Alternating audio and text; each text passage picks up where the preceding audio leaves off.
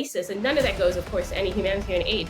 So when you add all that up together, it's really over $100 million a week the U.S. government at least gives to the Taliban. On Daniel Pearl, it was actually Saiful Adil who handed out, called Sheikh Khalid Muhammad to, this is in my book, of course, he was active in training people to attack on Karachi Airport, Mehran Air Base.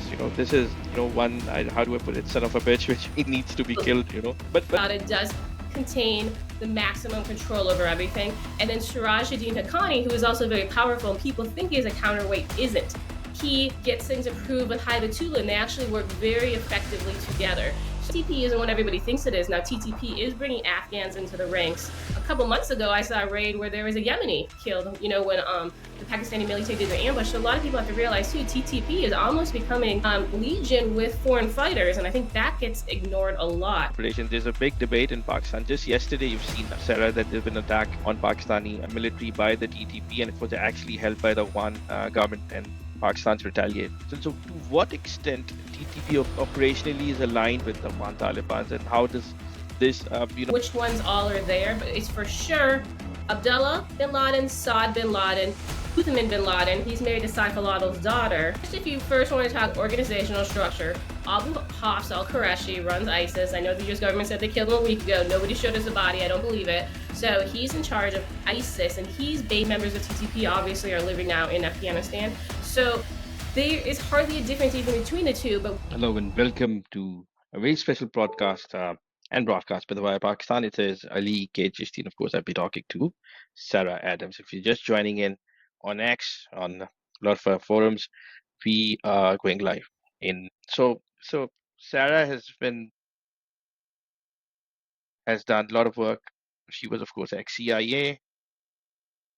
Sarah jo thi wo counterterrorism analyst thi. He's worked on counterterrorism and, of course, counterintelligence both with the CIA. इन्होंने on Pakistan on the subjects from 2007 to 2016, 8 to 18. She's been very active in homeland. Hi, can you hear me okay? I could. Good to see you, right? Thanks. Good to see you. Yeah. So, big fan, of course. You've done some great work on this. Must be morning back in the US, right? Yeah, it's Saturday. Welcome to a very special edition on the Wire Pakistan. We have Sarah Adams, which we all know about. I see her history. She's worked for CIA, has written one of the bestseller books. To me, apparently, Sarah knows more about this region than any other Americans, because whatever she's said about this region has come out to be true. People criticize her, but of course, they don't have anything else to do, right? Sarah, how are you? Good, thank you. Thanks for having me today. Yeah, thanks. So, Sarah, tell us a bit about your work with the CIA and how you worked, just for the audience, about a minute. Yeah, just as a super quick overview, I joined CIA after graduate school. I went straight into the Pakistan-Afghanistan department, so I worked that region for a long period of time. Then I went and worked kind of a targeting shop for the director of CIA, so we worked issues cross-cutting all across the agency. And then my last job, I worked Iranian Quds Force. So I left the CIA after that because I got recruited out by a member of Congress who brought me over to the Select Committee on Benghazi. So I spent about a decade in the CIA, mostly focused on counterterrorism, but I did a little bit of counterintelligence and counterproliferation. Okay, that's pretty hard to solve, of course. But so just go back to the American withdrawal. How do you see this American withdrawal from Afghanistan? What's your analysis on it? And of course, how do you assess Afghanistan's role as a safe haven? Yeah, well, a lot of mistakes were made. It started probably mostly in 2019 when the ball really got rolling, and that's when the Doha deal was starting to get put into place, and then it became official in 2020. And that's basically the deal the U.S. government made with the Taliban. Well, as you can imagine, then that gave the Taliban like justification and legitimacy. And then it was spring, around March 2021, the U.S. started to retrograde from Afghanistan, which means they started to pull their assets, their SIGINT capabilities, their supply lines. And so as you can imagine, if you have no way to resupply the military and your longtime partners, they would start to fall, not have the assets they need. If you don't have SIGINT or air support, you can't do the job. So unfortunately, over those months, the Taliban became gain ground. But the other part is a lot of people just talk about the fighting on the ground, right? They don't talk about the diplomacy behind the scenes. So the people who were involved in our Doha deal were still negotiating with the Taliban at the time and the president, right, Ghani, and they were making concessions saying, hey, the Afghan government is going to hand over 17 provinces to the Taliban August 15th. When that day came, of course, Ghani was like, I'm not doing it. He jumps on a plane and leaves. Well, then the Taliban basically get the 17 provinces they're promised, and of course, pretty much the whole country. The U.S. then backs the Taliban in full and becomes their partner, right? So now, since August of 2021, the Taliban have been the U.S. government's partner in Afghanistan, which has been a catastrophe. So yeah, so is the U.S. government paying them, some funds? We've talked about cash installments, about $55 million a week, up to that extent. Of course, the countries are funding them. How does this regime gets funded with all these Sure. sanctions? There's actually a lot of more money than people realize, okay? So there's three major pockets of money. One is just the money that was in the Afghan government's reserve when it fell, and that was $7 billion, okay? So 3.5 billion got moved to a bank in New York, and it's undergoing legal challenges. The other 3.5 billion went to a bank in Switzerland. It has like two Afghans, a Swiss diplomat, and a State Department diplomat overseeing it, and that money goes to the Taliban that they can use for certain things. Now, then there's a pocket of money that's just humanitarian aid. And now this is the humanitarian aid from the US government. The US also pays taxes and gives humanitarian aid to Afghanistan through the UN, through the World Bank, through the World Food Program, through IOM, which is the migration, right? The humanitarian aid is a huge bundle of money. And then the last bundle of money is the counterterrorism dollars. And those are basically dollars under kind of the CIA and Department of Defense used to fight ISIS. And none of that goes, of course, to any humanitarian aid. So when you add all that up together, it's really over 100 million a week the US government at least gives to the Taliban. Okay, that's pretty strange because but then again, we'll talk about more subjects on this. Then you have the Americans who are saying that somehow the Taliban have been pretty cooperative with Americans in terms of counterterrorism. I don't get this at all. What's your take on that?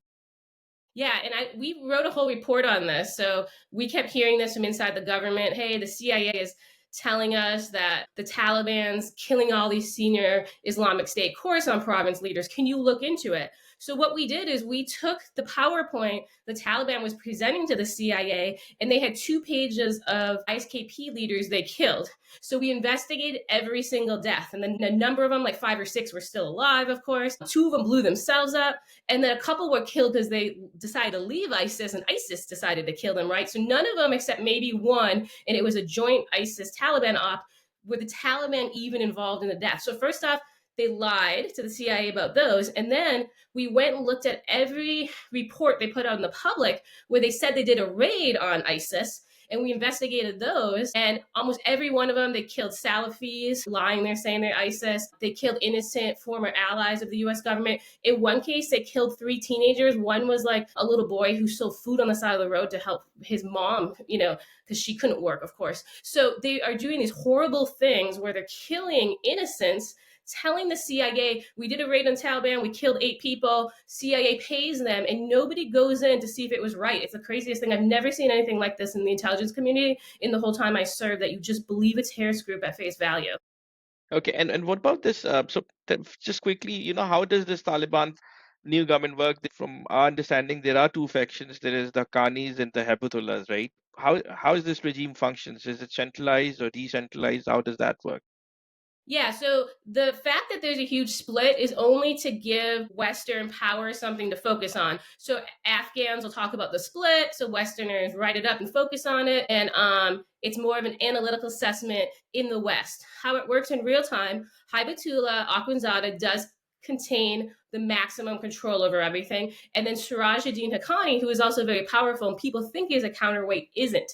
He gets things approved with Haibatullah, and they actually work very effectively together. So this fact that one's going to split off and we got to choose one faction because they're going to take over, that's just all a farce, right? So even when we talk about the relationship with al-Qaeda, they both have an equal relationship with al-Qaeda because, as you can imagine, Mullah Omar and Mullah Akhtar Mohammed Mansour's families are married into the senior leadership of al-Qaeda, just like Ibrahim Haqqani married all Haqqanis into the senior leadership of al-Qaeda. So these families are all intermarried now. So there isn't two factions, right? There are children who live in a house and they're Kandahari, they're Haqqani, they're bin Laden. And a lot of people are understanding this. And that's And now, Zawadi, Ayman al-Zawadi's daughters, right? yeah, and Zawahiris, yes, exactly. And a lot of people don't realize this. Hafiz Haqqani, if you read my Benghazi, my Abu Ghraib report, he's one of Zawahiri's son-in-laws, and he's a Haqqani, right? So that's why people need to start being honest with the second and third generation. There is no difference between the Kandaharis, the Haqqanis, and Al Qaeda. They're intermarried. They do dual hatted, so they rule all groups together. And people need to start being honest about that. So now that's been established, but thank you for that. But just about the TTP from the Pakistani audience, we've been Mhm. there's been a huge split, between the previous government in Pakistan actually made a deal with the TTP. Of course, that this government had been, has launched an operation. There's a big debate in Pakistan. Just yesterday, you've seen, Sarah, that there's been an attack on Pakistani military by the TTP, and it was actually held by the one government, and Pakistan's retaliate. So to what extent TTP operationally is aligned with the Afghan Taliban, and how does this, aligned shape is a threat to Pakistan? And also, what's your take on that? Sure. So obviously they're aligned very closely because the Afghan Taliban allowed them to build over 40 terrorist camps in Afghanistan. I don't think people understand the magnitude of how many terrorist camps. TTP actually has more terrorist camps in Afghanistan than Al Qaeda, and Al Qaeda has the most it's ever had. So it's very interesting how large TTP is moving and how quickly. And remember, TTP isn't what everybody thinks it is. Now, TTP is bringing Afghans into the ranks. A couple months ago, I saw a raid where there was a Yemeni killed, when the Pakistani military did their ambush. So a lot of people have to realize, too, TTP is almost becoming legion with foreign fighters. And I think that gets ignored a lot. So the Taliban obviously gave them training camps. They've given them weapons, funding, training, a safe haven. The top two members of TTP obviously are living now in Afghanistan. So there is hardly a difference even between the two. But what people don't realize, it's not all the Taliban. So the number two, Muzahim, he's the head of the military side of TTP. He actually is now a sworn member of Al Qaeda, and he's on Al Qaeda's senior shura. So think of the bargaining power you have when you're on the senior shura of Al Qaeda. So that's way senior over the Taliban.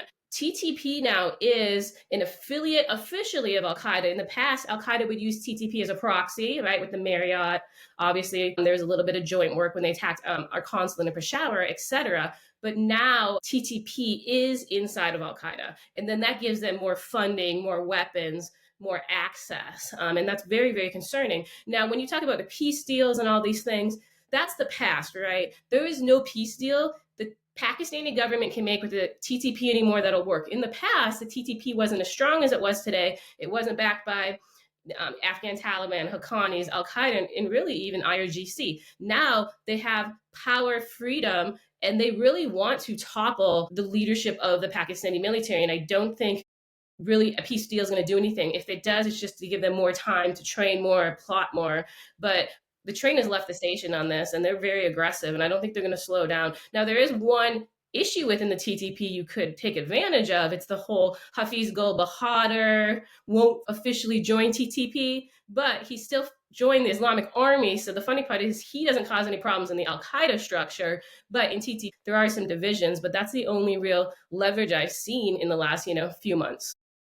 Okay, that's pretty clear. But so coming on TTP, so what's your assessment? How many fighters does the TTP have? How do they get funding? How do you take that? And we could go.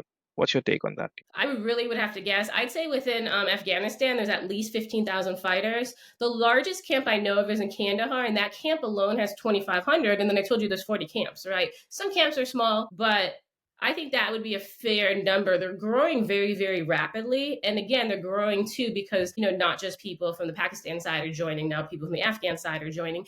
And I don't know if you saw, but maybe like 4 or 5 months ago, the Taliban wanted to play this little ruse, like they're going to decrease their military. So they decreased their military, but really those fighters were told, hey, you're going to have two choices.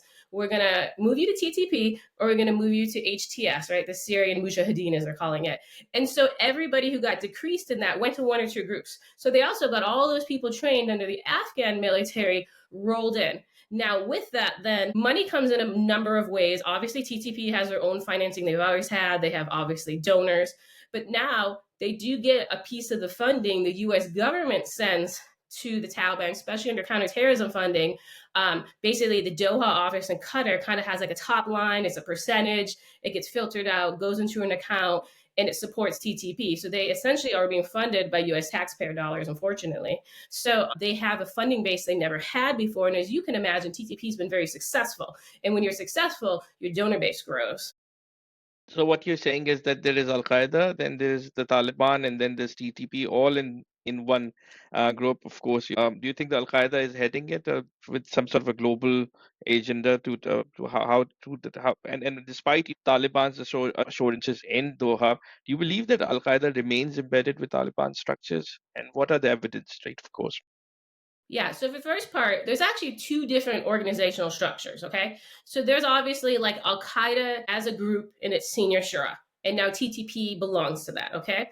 But then there's what we call the Islamic Army, but the terrorists call it something like the United Resistance Council. I just don't like using resistance because it's just their political word. Now that's the Islamic Army. Now that is headed by an Al Qaeda body, but doesn't have to long term. So right now, Saif al-Adil from Egypt heads it. Now under that structure, a lot of money is brought in. It's not just the US dollars, it's the dollars from the UN, it's the dollars from the European Union, it's the dollars from Qatar that you brought up, it's dollars from Saudi Arabia. And so that money comes in and funds this structure. And this structure is kind of their united army. And this is the structure what they deployed the 10,000 to Syria under. This is the structure they deployed about 1,000 plus to Somalia under. They're going to do a huge deployment to Iraq. They actually just deployed about 1,000 people to Pakistan under. So this structure gives you more bodies because you can pull from other groups. So that's very, very dangerous. But then it has Afghan Taliban, the Haqqanis, all of Al Qaeda's branches, including like JNIM, Al Shabaab. And then in Central Asia, it has, the Tajik Taliban, IMU. In the Levant, it has like Hamas, Hezbollah, Islamic Resistance. So as you see, when you talk about, and then of course it has Islamic State. So when you put all of those groups together and you say now, if TTP wants to do something major, they can leverage senior operatives from those groups to help them. That's a very dangerous And situation. you talked about Saif al-Adil, probably he's one of the dangerous guys, of course, Egyptian army, colonel, special forces. This guy, I remember when I was doing a project on Daniel Pearl, it was actually Saif al-Adil who handed out, called Sheikh Khalid Muhammad to, this is in my book, of course, he was active in training people to attack on Karachi airport, Mehran Air Base. This is, one, how do I put it, son of a bitch, which he needs to be killed. But so Al Qaeda is there, and you've always talked about Hamza bin Laden, of course, right? And this is how they operate. What's your take on Hamza bin Laden? Who's in control of Al Qaeda? How do they work? Yeah, so Hamza's in control of Al Qaeda, and then he leads it with his brothers. It's unclear which ones all are there, but it's for sure Abdullah bin Laden, Saad bin Laden, Uthman bin Laden. He's married to Saif al-Adil's daughter, and then there's rumors Mohammed bin Laden came back, so it sounds like he's there helping, kind of in the ruling class now. And then remember, their kids are getting of age now.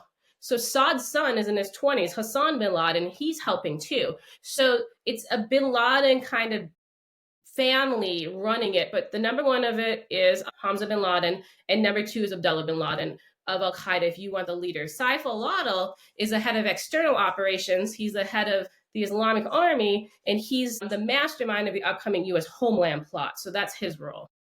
And what about ISKP? So how serious should the US and the Pakistanis take ISKP's ambition beyond this region? Of course, this is, to me, Sarah, this is not a normal organization. This is like an intelligence agency you're dealing with, obviously. So how serious is that? The Pakistanis have recently given the Abu Ghraib bomber. We've seen ISKP going out and attacking in Moscow too, of course, in Balochistan in Pakistan. How serious is ISKP? Who's behind it? How do they function? Because this is very interesting, yeah. And I've actually want to know, because what you've said twice has been, came out true, because you've always advocated to be something, beyond a terrorist organization. What's your take on that? Yeah, so just if you first want to talk organizational structure, Abu Hafs al-Qureshi runs ISIS. I know the US government said they killed him a week ago. Nobody showed us a body. I don't believe it. So he's in charge of ISIS, and he's based in Syria. He moved back there in April because the new president of Syria, Abu Muhammad al-Julani, offered him a safe haven. So him and his deputy are there. Now, then under that structure is Islamic State Khorasan province. But what a lot of people don't know is that's almost split in two. So there's the one that most people know and talk about, run by Sana Ullah Ghaffari, formerly of the Haqqani Network, and he's the one involved in Abbey Gate. The other branch is almost like Islamic State Central Asia, but it's ISKP. But I'm just saying that person kind of controls a more northern. Sarah, So what happened is Sanalul Ghaffari was a member of the Afghan army, okay? He got recruited to the Haqqani Network, and then obviously he was working almost as a double agent, right?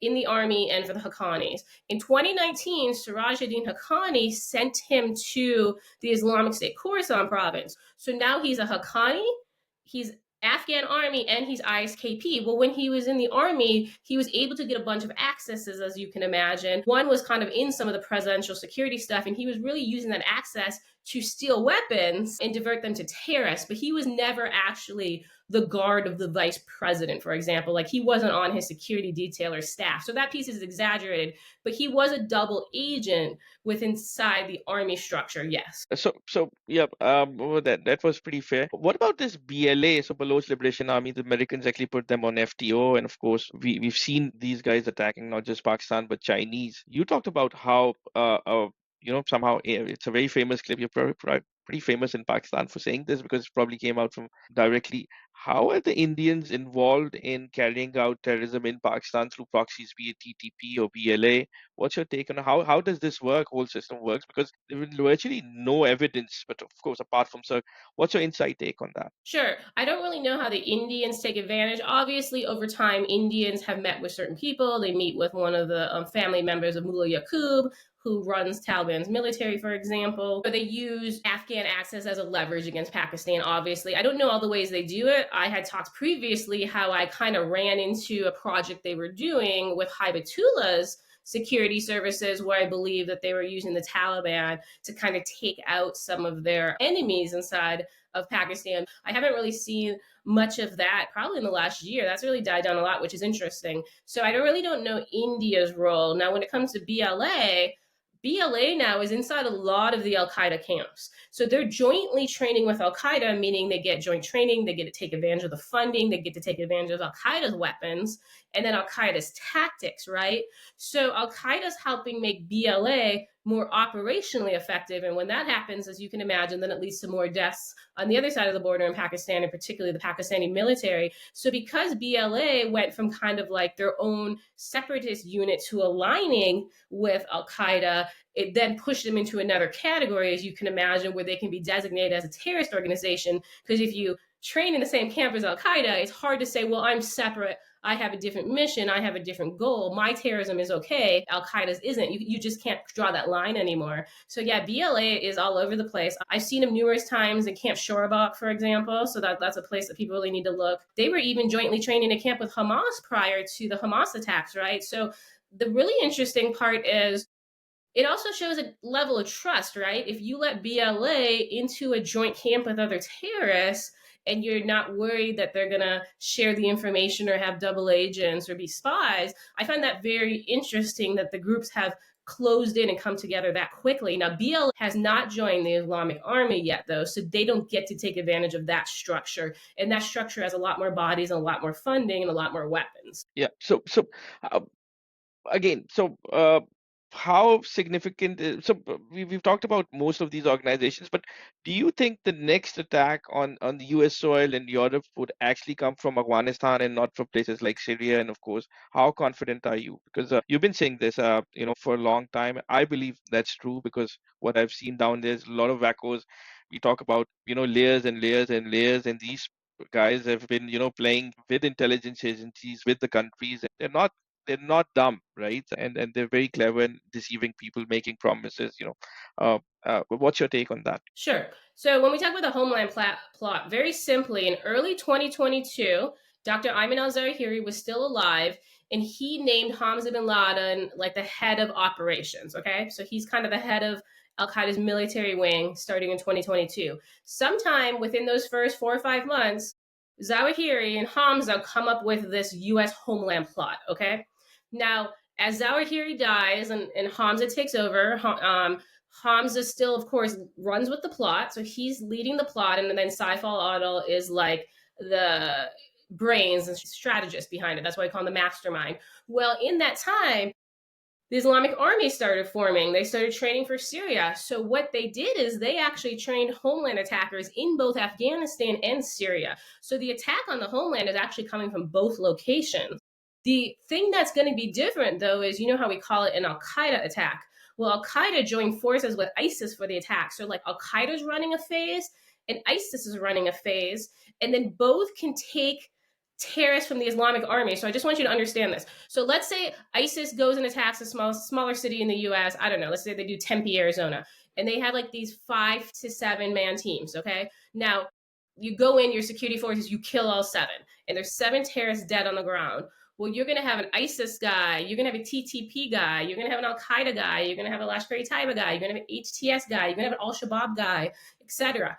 So these teams on the ground in the US are mixed. So can you imagine how that works? You've seen the US government, right? We work Al Qaeda, we work Taliban, we work Lashkar-e-Taiba. There's nobody who works on what if a cell has a terrorist from each group in it. So it's really brilliant. Like you said, it's like working against an intelligence agency. It is, because for all these years, they learned how we target, how we go after them, and they've now found ways to circumvent that. And it's really smart. The other thing they did that is really smart is, let's just bring up the TTP guy, okay?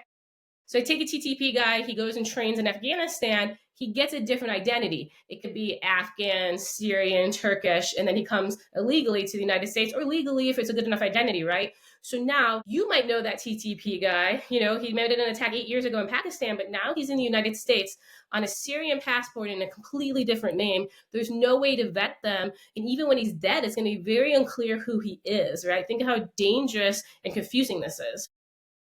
It is, and so there's been a lot of questions which I been put up. So how does the Pakistanis, Sarah, how do we deal with these, wackos, the TTP, killing them? We've been killing them, of course, and then we are talking to the Afghan Talibans. Then, of course, the Chinese are there. I'm just stunned at how. So there are about 4 to 5 million Afghans living in refugees in Pakistan. Pakistan's trying to repatriate them. Every time we go out and make peace deals with Afghan Taliban, or we coming close, the TTP attacks, and of course, um, the Afghan Taliban says that we are not behind them. We trying to control them, but we cannot go all out with them because we are scared they'll join ISKP. So how do we in Pakistan, the policymakers, deal with them? What's your take on that? Yeah, I mean, as we both know, that Afghan Taliban's playing a double game. Obviously, those people fled Afghanistan because they don't want to live under terrorists. So the fact that they would come back and join ISKP makes no sense, because they would go back now and join ISKP because you can get across the border very easily. And ISKP's thriving inside of Afghanistan. It's not hard to get into a camp. And even remember, some of these ISKP camps are joint, and there's Al Qaeda and Haqqanis and ISKP in the same camp. The famous one is the Sheikh Jalaluddin Haqqani camp, right? That's an ISKP camp. Obviously, Al Qaeda fighters are there, and Haqqanis is named after the head of the Haqqani Network, right? Which is an ISKP camp. So this is a complete lie, of course, by the Afghan Taliban. And also, think about it, it allows them to then make these people seem like they could be bad people, and then security forces might look at them different, like, oh yeah, they could become ISIS members, right? It's all a game. And a lot of the game is so the Taliban can collect more money on the humanitarian side. So they like this refugee problem because it brings in more money from like the World Bank, the UN, like IOM, as I told you. And they say, hey, international community, if you want us to bring these refugees back from Pakistan and Iran, you got to give us millions and millions to take care of them. And as we know, they're not using that money for the refugees, they're diverting it to terrorism.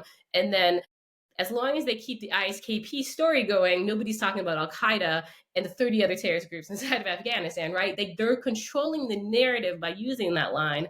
And I think a lot of people need to stop repeating what they say and putting out the truth. And we have a really hard time doing that. We even have a lot of Afghan refugees in the United States knowing there's a plot in the work, knowing kind of the two-faced bit the Taliban's doing, and they're saying nothing, right? Well, they're putting a lot of Americans at harm, and we're not going to be very forgiving after the fact, right? So putting out Taliban misinformation is going to benefit nobody in the future. Absolutely, and just we're just closing now. So there are about 15 to 16 camps right now working. So there is Al-Qaeda, of course, which is the mother organization, which has so many other safe havens from Herat, Farah, Helmand, and even in Kabul we've seen them. Then there is TTP in Kunar, Nangarhar, Khost, and of course Burmal. Then there is Jannatul Ansara, which is of course Imam Saab of Kunduz, and all these Faizabad. So ISKP has sleeper cells from you know I don't know God. So there is Islamic Jihad, of course. There is the Eastern Province, which they call it. Then Imam Bukhari, right? And then Northern Jantul Islam, and this IMU ETM, of course. You're talking about what, something like 28, 30 groups, centralized, decentralized, plays along under that leadership, and somehow none of the intelligence agencies have been trying to crack them. Of course they do, but it's the politicians who are failing them, right? What's your take on that? Yeah. First off, the United States, when they withdrew, they left 98% of their human assets completely behind and then switched their entire relationship to the Taliban. So they're not trying to collect because they're relying on the Taliban to collect, if that makes sense. So their information is all filtered through a terrorist group. The CIA gets that, for example, and they put it in classified channels as fact. NSA collects the Taliban talking. They have strategy meetings about what to say on the phone. They put that out in classified channels in the United States as fact, right? That's a huge problem. Now, when we talk about all these other groups, now Imam Bukhari and ETIM are also in the Islamic Army. I'm sorry if I didn't mention them before. The crazy part is we have Russia and we have China who also have enemies, right, within Afghanistan. And Taliban, especially Sirajuddin Haqqani, has been able to play them all very, very successfully. And that should concern a lot of people because they didn't just compromise US intelligence, they compromised Russian intelligence, they compromised Chinese intelligence, and a lot of the plotting for the Hamas attacks happened in Afghanistan. So Israel didn't pick that up. So they compromised their collections in some pieces, which mostly probably come from us. And then probably British intelligence in some ways.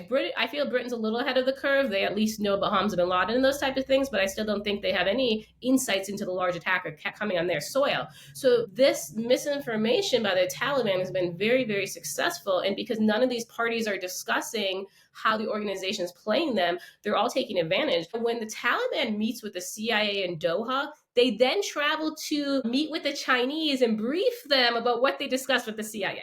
Right? And the CIA just keeps having meetings with the Taliban and allows it. I have never seen anything on this level. It's a counterintelligence nightmare.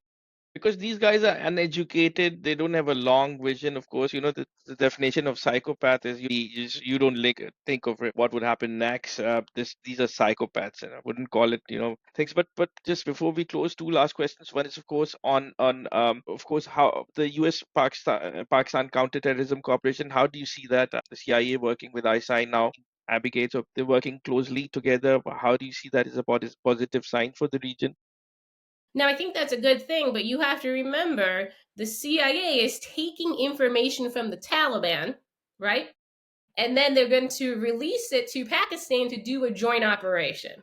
So the Pakistani military needs to be very, very smart that they're not going after the Taliban's enemies or ruses. So even the operation to do that ISKP individual, that operative wasn't even at the attack. A week before the attack, Sanaullah Ghaffari, I don't know if he was annoyed with him or just wanted him out of the area, he sent him from Kabul to the central zone of Afghanistan to deliver like handwritten letters to senior ISKP leaders. And then there was the whole rendition to United States, and it was all a big ruse, right? Well, who started the ruse? I don't think the US government did. I think the Taliban did. Taliban.